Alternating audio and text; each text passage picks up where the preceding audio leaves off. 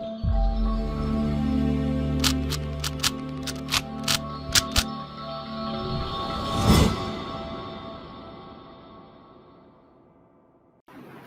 Guys, welcome to Viva classes. आज हम आपके साथ स्टार्ट करेंगे class 12 Indian economics chapter 2 Indian economy 1950 to 1990। Part 2 हम आपके साथ डिस्कस करेंगे। पार्ट 1 हम ऑलरेडी आपके साथ डिस्कस कर चुके हैं डियर। जैसे कि हमने आपको बताया कि ये जो बुक है इसमें भी कहीं सीक्वेंस वाइज ही आपके पास है।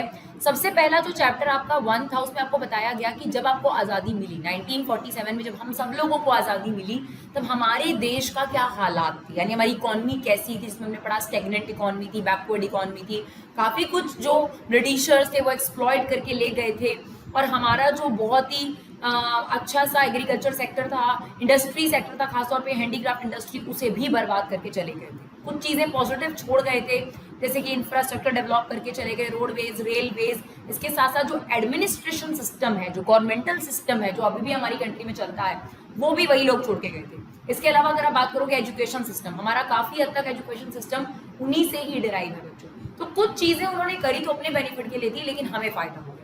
तो चैप्टर 1 में हमने पढ़ा कि अंग्रेज़ों ने हमारी इकोनॉमी में क्या एक्सप्लॉयटेशन करा और उनके जाने के बाद हमारे क्या हालात थे। फिर आगे आपके पास चैप्टर 2 जिसमें ये सिखाया जा रहा है कि आज़ादी मिल गई और आपकी गवर्नमेंट बन जाती है, गवर्नमेंट आ गई आपके पास। क्योंकि इससे पहले किंग सिस्टम हुआ करता था, हमें गवर्नमेंट सिस्टम नहीं पता था, अंग्रेजों ने हमें गवर्नमेंट सिस्टम वाला कंसेप्ट भी समझाया।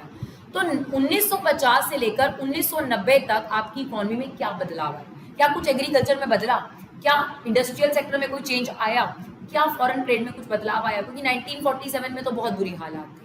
तो क्या आपके देश की गवर्नमेंट के आने के बाद आपके देश के लोगों के जो नेता थे, क्या उन्होंने आपकी कंट्री में कोई डेवलपमेंट करी? तो 1950-1990 के बीच में हम ये सारा पढ़ेंगे। तो कुछ अच्छे पर्सपेक्टिव भी हैं 1950-1990 के बीच में। ग्रीन रेवोल्यूशन आपने सुना होगा, हरित क्रांति जिसको कहा जाता है, वो इसी पीरियड के बीच में ही आया है बच्चों। इसके अलावा लैंड अबॉलिशन एक्ट, मतलब जहां पर जो ये जमींदारी सिस्टम था, जिनके पास एक्स्ट्रा लैंड हुआ करता था, और उनसे लेकर लैंडलेस लेबर को जो प्रोवाइड करने का जो कानून था, वो भी इसी पीरियड में आया। यानी काफ़ी बड़े बड़े स्टेप्स हमारी गवर्नमेंट्स की तरफ से लिए गए, लेकिन कोई खास इंप्रूवमेंट हमें देखने को नहीं मिला था हमारी इकोनॉमी में। चैप्टर 3 हम पढ़ेंगे 1991 की एलपीजी पॉलिसी, जिसको मैं कहती हूँ कि सबसे बड़ा स्टेप था हमारी गवर्नमेंट का, जो कि कहीं ना कहीं हमारी कंट्री की डेवलपिंग फेज के लिए बहुत अच्छा हुआ। 1950-1990 में कुछ चीज़ें बहुत अच्छी हुई, लेकिन हम स्टेगनेंट पार्ट से बहुत ज़्यादा इंप्रूव नहीं कर पाए, जो कि हम 1991 में कर पाए। तो चलिए अब जानते हैं कि चैप्टर 2 के फर्स्ट पार्ट में जो हमने करा था वो क्या था। हमारा देश आज़ाद हो गया, अब कॉन्स्टिट्यूशन भी बनना स्टार्ट हो गया। 1950 में कॉन्स्टिट्यूशन बना आपके पास, गवर्नमेंट भी बन गई। हमारे जो फर्स्ट प्राइम मिनिस्टर थे, दैट इज पंडित जवाहरलाल नेहरू जी, उन्होंने सबसे पहला सवाल उनके सामने ये था कि हमारी इकोनॉमी को कैसा चूज करा जाए। देखिए, सभी इकोनॉमी के सामने सेंट्रल प्रॉब्लम होती है, क्या प्रोड्यूस करें, कैसे प्रोड्यूस करें और किसके लिए प्रोड्यूस करें। अब जो सेंट्रल प्रॉब्लम है ये कैसे सॉल्व करी जाएगी, इसके लिए हमें ये समझना जरूरी था कि हमारी इकोनॉमी कौन सी रखेंगे हम लोग। तो एक होती है कैपिटलिस्टिक इकोनॉमी, जिसमें प्राइवेट सेक्टर ही सब कुछ डिसाइड करता है। एक होता है सोशलिस्टिक इकोनॉमी, जिसमें गवर्नमेंट का ज्यादा रोल होता है।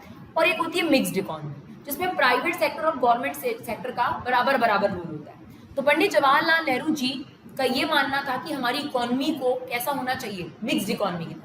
तो उन्होंने हमारा जो सिस्टम था वो क्या चूज करा, मिक्स्ड इकोनॉमी। वैसे कुछ लोगों का ये मानना था कि कैपिटलिस्टिक इकोनॉमी हमारी कंट्री, कुछ लोगों का ये मानना था सोशलिस्टिक इकोनॉमी है।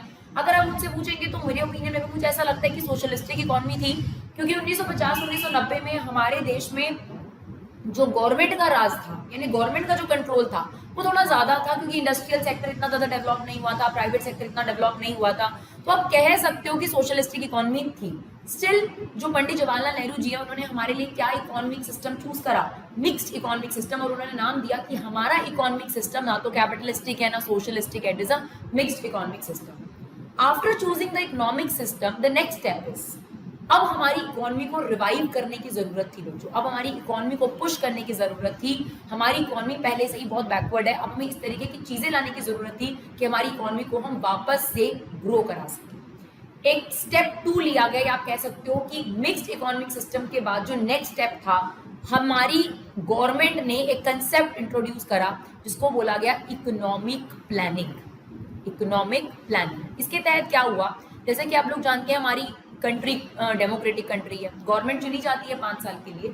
जैसे ही वो 5 साल के लिए गवर्नमेंट चुनी जाती है तो चुनने से पहले, इलेक्शन होने से पहले हर एक गवर्नमेंट अपना मैनिफेस्टो लाती है। आपने सुना होगा कांग्रेस का मैनिफेस्टो अलग होगा, बीजेपी का अलग होगा, आम आदमी पार्टी या कोई भी और है, तृणमूल कांग्रेस, सबका अपना अलग अलग, ये पार्टीज के नाम है बच्चों, इनमें अपना अपना अलग मैनिफेस्टो। जब भी इलेक्शन आने लगते हैं तो ये मैनिफेस्टो लेकर आते हैं। That is what economic planning, that is economic planning. Economic planning में क्या होता है कि आगे जब ये गवर्नमेंट चूज कर लोगे आप, तो ये आगे आने वाले 5 सालों में क्या कर कर दिखाएंगे आपकी कंट्री की ग्रोथ एंड डेवलपमेंट के लिए, उस चीज को ये अपनी इकोनॉमिक प्लानिंग में बताते हैं। ठीक है, या कोई भी गवर्नमेंट जो चूज कर कर आ जाती है वो जो बनाती है उसे बोलते हैं इकोनॉमिक प्लानिंग। वैसे मैनिफेस्टो अलग चीज होती है, मैनिफेस्टो हुआ गवर्नमेंट बनने से पहले, है ना। मैनिफेस्टो क्या है आपके पास, गवर्नमेंट बनने से पहले वो अपनी जनता को लुभाने के लिए बताते हैं कि देखिए जी हम ये करेंगे, हम ये करेंगे। बीजेपी अपना मैनिफेस्टो लेकर आएगी, कांग्रेस अपना मैनिफेस्टो लेकर आएगी, आम आदमी पार्टी अपना मैनिफेस्टो लेकर आएगी और बताएगी लोगों को कि देखो जी हम, अगर आप हमें गवर्नमेंट के तौर पर चूज कर लेते हैं तो हम आपके स्टेट में या आपके देश में ये डेवलपमेंट करेंगे। और जब वो गवर्नमेंट चूज करके आ जाती है तो वो आगे आने वाले 5 सालों में क्या करेगी देश की ग्रोथ एंड डेवलपमेंट के लिए, वो जो सेट ऑफ गोल्स होते हैं, सेट ऑफ गोल्स कि क्या करेंगे हम फ्यूचर में अपने देश के लिए, उसे ही कहा जाता है इकोनॉमिक प्लानिंग। देखिए ये हमने आपके सामने इकोनॉमिक प्लानिंग की डेफिनेशन लिखी है। It is a process by which central authority of a country, जो भी सेंट्रल गवर्नमेंट होगी, जो भी सेंट्रल अथॉरिटी होगी of a country, defined a set goals related to the growth and development of a country over a period of 5 years। यानी generally एक government चुनेंगे हम लोग 5 साल के लिए, वो 5 साल में गवर्नमेंट क्या करने वाली है उसे ही कहा जाता है इकोनॉमिक प्लानिंग। यानी अपने देश को डेवलप करने के लिए क्या है उनकी इकोनॉमिक प्लानिंग। ठीक है, अगर आप एग्जामिनेशन पॉइंट ऑफ व्यू से बात करते हैं तो बहुत इंपॉर्टेंट क्वेश्चन है कि फर्स्ट 5 ईयर प्लान यानी फर्स्ट इकोनॉमिक प्लानिंग कब बनाई गई थी, फर्स्ट 5 ईयर प्लान कब बनाया गया था। तो आपके पास 1951 इज द ईयर जिसमें पहला आपके पास प्लान बना था, 1 अप्रैल 1951, और क्योंकि 5 साल के लिए होता है तो 31 मार्च 1956 या 1956। दिस इज द डेट जो आपको याद करनी है कि फर्स्ट 5 ईयर प्लान जो है वो आपकी कंट्री में कब बनाया गया था। गवर्नमेंट बनी आपके पास और उसके बाद पहला 5 ईयर प्लान हमारे सामने आ गया 1951 टू 31 मार्च 2056। अभी जो आपका फर्स्ट 5 ईयर प्लान बना, इसके क्या गोल्स थे, ये जो फर्स्ट 5 ईयर प्लान था भाई इसके क्या गोल्स हैं वो भी तो बताओ, क्या गोल सेट करें। तो 4 गोल्स मेन सेट करे गए 5 ईयर प्लान में। क्या 4 गोल सेट करे गए, समझते हैं उनको। पहला है बच्चों ग्रोथ, दूसरा इन्होंने दिया मॉडर्नाइजेशन, इन्होंने कहा कि हम अपनी कंट्री में मॉडर्नाइजेशन लेकर आएंगे। तीसरा सेल्फ रिलायंस, एंड चौथा इक्विटी। यानी जो हमारा पहला 5 ईयर प्लान बना उसमें 4 गोल सेट करेगी, क्योंकि कहा ही गया कि 5 ईयर प्लान का मतलब गोल सेट करना होता है और गवर्नमेंट आकर हमें बताएगी कि वो इन 5 सालों में क्या करने वाली है। तो सबसे पहली बात कहा गया ग्रोथ। ग्रोथ में क्या टारगेट फिक्स करा गया कि हमें अपनी productivity, you know what is productivity, 1 hectare land पर जो हमारी प्रोडक्शन होती थी वो बहुत कम होती थी, जिसके पीछे रीजन वही पुराने तरीके कल्टीवेशन के और आपके पास टेक्नोलॉजी आउटडेटेड होना। तो पहला पार्ट ये बोला गया कि हमें बहुत जरूरत है कि हमारे देश की प्रोडक्टिविटी भी बढ़ाई जाए और आउटपुट भी बढ़ाया जाए, यानी इन टोटल हमारा प्रोडक्शन भी बढ़ना चाहिए कंट्री का, और जो पर फार्मर प्रोडक्शन है, पर हेक्टेयर जो प्रोडक्शन है वो भी बढ़नी चाहिए, उसको बोला गया प्रोडक्टिविटी। ये भी बोला गया ग्रोथ में कि हमारी जीडीपी को अब इंक्रीज करने की जरूरत है, that is gross domestic product. अगर आपने नेशनल इनकम वाला चैप्टर कर लिया तो आप इस शब्द को बहुत अच्छे तरीके से जानते हैं।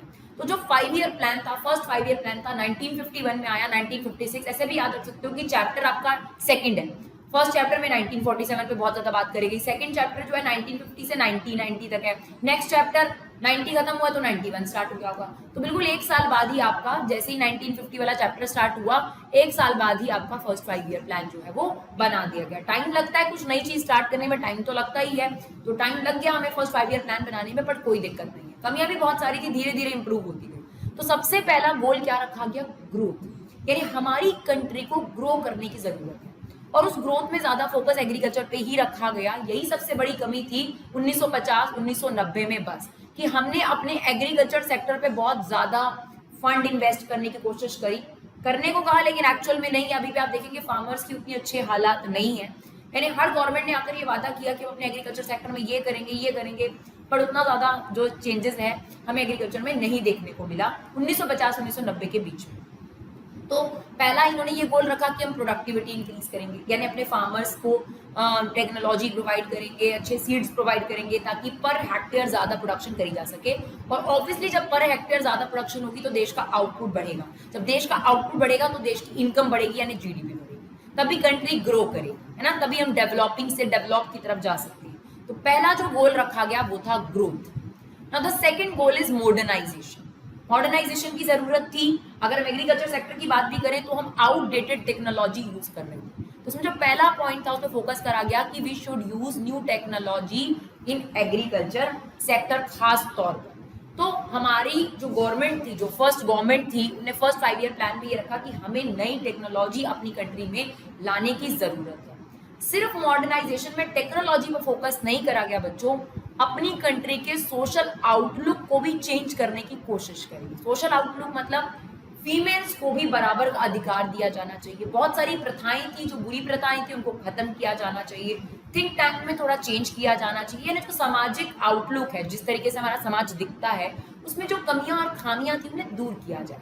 तो मॉडर्नाइजेशन या जो दूसरा गोल था गवर्नमेंट का, जो कि सेंट्रल गवर्नमेंट आपके पास आई उस टाइम, उनका गोल था मॉडर्नाइजेशन। एक तो एग्रीकल्चर सेक्टर में नई टेक्नोलॉजी का इस्तेमाल करा जाए, तभी आपकी प्रोडक्टिविटी और आउटपुट बढ़ाया जा सकता है। नए तरीके के सीड्स का इस्तेमाल करा जाए, राइट। तो सोशल आउटलुक में भी बदलाव करने की जरूरत। तो सेकंड जो गोल था वो हमारे फर्स्ट 5 ईयर प्लान में था modernisation. Third thing self reliance. देखिए हम लोग एग्रीकल्चर इकोनॉमी थे और majority of the population agriculture sector में इन्वॉल्व थी। फिर भी दुख की बात ये थी कि हमें फूड ग्रेन्स भी अगर इंपोर्ट करने पड़ रहे थे तो ये बहुत बुरी बात थी। तो सेल्फ रिलायंस एक ऐसा फंडा था जिसमें ये कहा गया कि हमें अपनी कंट्री को कम से कम इतना तो बनाना पड़ेगा ना कि अपनी जरूरतों को हम खुद पूरा कर सके। Self dependent, that is what self reliance. तो ये चीज एक बहुत इंपॉर्टेंट इंट्रोड्यूस करी गई कि हमें दूसरी कंट्रीज पर अपनी डिपेंडेंस घटानी पड़ेगी। यानी जो फॉरेन डिपेंडेंस है फूड ग्रेन्स को लेकर या और चीजों को लेकर, क्योंकि देखिए अगर आप कहेंगे मशीनों को लेकर, तो मशीनों को लेकर 1950-1990 में कोई इतना बड़ा चेंज नहीं आया था। इंडस्ट्री क्योंकि नहीं डेवलप करी थी आपने, इंडस्ट्री पे ज्यादा फोकस नहीं हुआ था। कुछ एक दो इंडस्ट्रीज अगर डेवलप हुई है तो बात, पर मेजर इंडस्ट्रीज 1991 के बाद ही आपके पास आई। तो जो सेल्फ रिलायंस था उसमें ये कहा गया कि अपनी कंट्री में इतना तो प्रोड्यूस करो, खासतौर पर एग्रीकल्चर प्रोड्यूस, कि अपनी कंट्री की जरूरतें तो पूरी कर सके। जब हम हमारी जो इकोनॉमी का मेजर पार्ट है वो एग्रीकल्चर सेक्टर है और वो भी अगर अपनी इकोनॉमी की जरूरतें पूरी नहीं कर पा रहा तो भाई ये तो बढ़िया नहीं है ना। तो फॉरेन डिपेंडेंस कम करो। अगर फॉरेन डिपेंडेंस कम होगा तो फॉरेन इंटरफेरेंस भी ऑटोमेटिकली कम हो जाए। आपको पता है जो कंट्रीज अमेरिका पर या बाकी जगहों पर डिपेंड रहती हैं, कोई भी कंट्री ऐसी हो जो फंडिंग के लिए कंट्रीज पर डिपेंड रहेंगी, उनका इंटरफेरेंस भी उतना ज्यादा होगा। तो बहुत सिंपल सी बात थी कि हमारी कंट्री ने जो फर्स्ट 5 ईयर प्लान बनाया हमारी गवर्नमेंट ने, उसका तीसरा मोटिव था, तीसरा गोल था कि हम अपनी कंट्री को सेल्फ सफिशिएंट बनाना चाहते हैं, इतना कि वो अपनी ज़रूरतों को कम से कम पूरा कर सके, उसके लिए इम्पोर्ट ना करना पड़े, हमारा फॉरेन डिपेंडेंस हम कम से कम कर सकें। क्योंकि अगर फॉरेन डिपेंडेंस कम करेंगे तभी तो इंटरफेरेंस कम होगा। 3 गोल समझ आए बच्चे आप लोगों को? चलिए फोर्थ गोल, ये आप लोगों को शायद नाम से ही पता चल जाएगा, इक्विटी। डिस्क्रिमिनेशन नहीं होना चाहिए। We want economic prosperity, we want economic prosperity for both rich and poor. हमें दोनों की प्रोस्पैरिटी चाहिए, ये गोल इक्विटी में रखा गया। और ये बात भी इसमें रखी गई कि every Indian is able to fulfil their या मीट हिज बेसिक नीड्स। मतलब इतना तो हमारी कंट्री में इनकम जनरेशन का जरिया होना चाहिए कि हर इंडियन अपनी बेसिक नीड, रोटी कपड़ा मकान तो पूरा कर सके, ना कर सके तो गवर्नमेंट उसे कहीं ना कहीं सपोर्ट करे। और इक्विटी का मतलब डेफिनेटली यही होता है कि किसी भी तरीके का डिस्क्रिमिनेशन नहीं होना चाहिए। तो डियर ये था आप लोगों के पास 5 ईयर प्लानिंग या इकोनॉमिक प्लानिंग को लेकर पार्ट 2, जिसमें हमने आपको बताया कि जो 5 ईयर प्लान था, जो फर्स्ट 5 ईयर प्लान था, उसमें क्या गोल सेट करे गए थे। तो आई होप आपको ये वीडियो यूजफुल लगा हो। अगर आपको ये वीडियो यूजफुल लगा हो तो प्लीज़ इसे शेयर जरूर करिएगा। आपकी तरफ से जो सपोर्ट होता है डियर, वो हमारे लिए बहुत मैटर करता है और यही हम आपकी तरफ से एक रिवॉर्ड समझते हैं कि आप लोगों की तरफ से हमें एक रिवॉर्ड दिया गया। अगर आपको ये वीडियो यूजफुल लगे तभी इसे शेयर करिएगा। Thank you so much guys for your love and support. Keep supporting Viva.